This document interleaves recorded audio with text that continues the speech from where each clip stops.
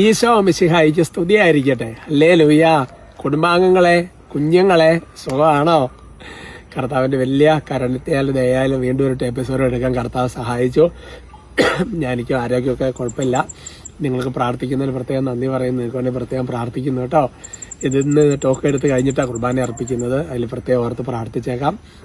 പ്രിയമുള്ള സഹോദരങ്ങളിൽ നിന്ന് പ്രത്യേകിച്ച് നമുക്കൊരു നന്മറിഞ്ഞവരും ചൊല്ലി പിന്നെ നല്ല ദൈവവിളികൾ ഉണ്ടാകാൻ വേണ്ടി പ്രാർത്ഥിക്കണം. ഈശോ പറഞ്ഞ വചനം ഓർത്ത് നോക്കി, വിളഭൂമിയിലേക്ക് വേലക്കാരെ അയക്കാൻ വിളവിൻ്റെ നാഥനോട് നിങ്ങൾ പ്രാർത്ഥിക്കുന്നതാണ് ഈശോ പറഞ്ഞ വചനം.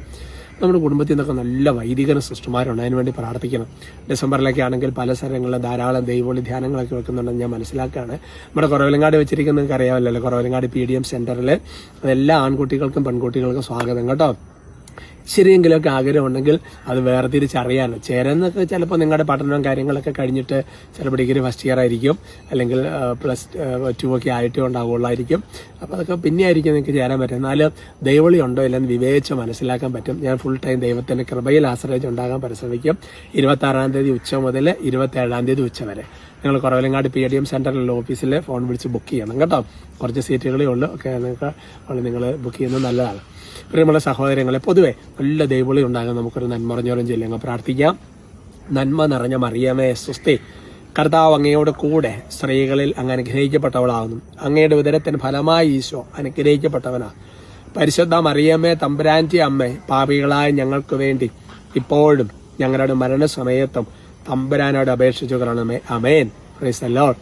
പ്രിയമുള്ള സഹോദരങ്ങൾ, ഇന്നത്തെ നമ്മുടെ വിഷയത്തിന്റെ തലക്കെട്ട് വിശുദ്ധ മാർക്കോസ് സുവിശേഷം 12-ാമത്തെ അധ്യായത്തിന്റെ 12-ാമത്തെ തിരുവചനമാണ്.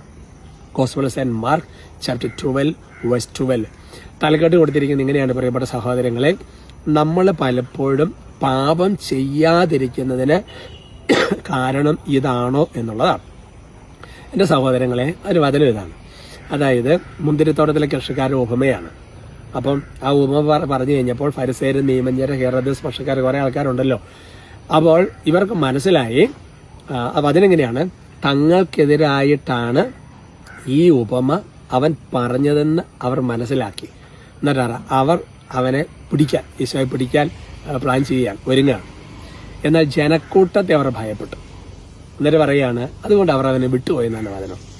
എൻ്റെ പ്രിയപ്പെട്ട സഹോദരങ്ങൾ, ഞാൻ തലക്കെട്ട് കൊടുത്തിരിക്കുന്നത് നമ്മൾ പലപ്പോഴും പാപം ചെയ്യാത്തതിന് കാരണം ഇതാണോ എന്നുള്ളതാണ്. എന്ന് പറഞ്ഞാൽ ശരിക്കും പറഞ്ഞാൽ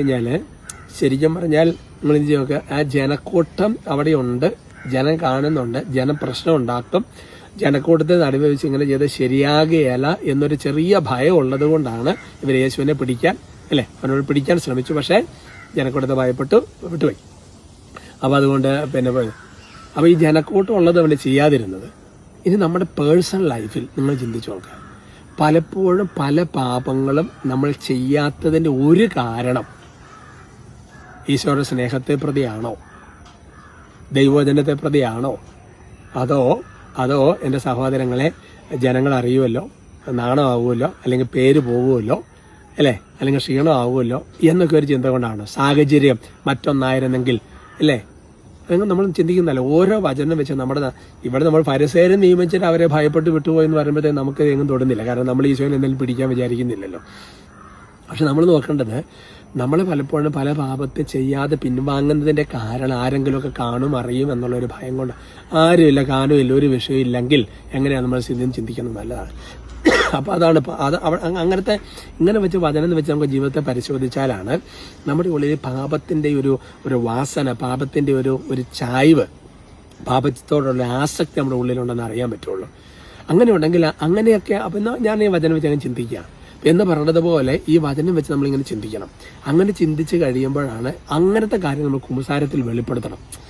അല്ലെന്നുണ്ടെങ്കിൽ നമ്മൾ ആക്റ്റൊന്നും ചെയ്യുന്നില്ല. പക്ഷെ സത്യത്തിൽ പറഞ്ഞാൽ എന്താ, പാപത്തിന്റെ എല്ലാ ആഗ്രഹം നമ്മുടെ മനസ്സിൽ ചിലപ്പോൾ ഉണ്ടെന്നാണ്. ഇപ്പോൾ ക്രിസ്മസിന് ഈ എന്താ പറയുക, നല്ല ആക്റ്റുകൾ മാത്രമല്ല, ഇങ്ങനത്തെ ഒക്കെ നല്ലൊരു ഒരുക്കത്തിൽ ഒന്ന് കുമ്പസാരിക്കുന്നത് നല്ലതായിരിക്കും അല്ലേ. ശ്രദ്ധ പ്രത്യേകം അനുഗ്രഹിക്കണം കേട്ടോ. ക്രിസ്മസിന് മുമ്പുള്ള കുമ്പസാരമൊക്കെ നേരത്തെ നടത്തിക്കോ. നമുക്ക് ഒരുമിച്ച് സ്തുതിക്കാം. Hallelujah, hallelujah, hallelujah, hallelujah. നന്നായി സ്തുതിക്കാം. ഈശോയെ ആരാധന കർത്താവെ, ഞങ്ങൾ അങ്ങേ സ്തുതിക്കുന്നു, ആരാധിക്കുന്നു, നന്ദി പറയുന്നു. കർത്താവായ ദൈവം വലിയ കൂട്ടായ്മയിൽ ഇവരെ പ്രത്യേകം ബ്ലെസ് ചെയ്ത് പ്രാർത്ഥിക്കുന്നു.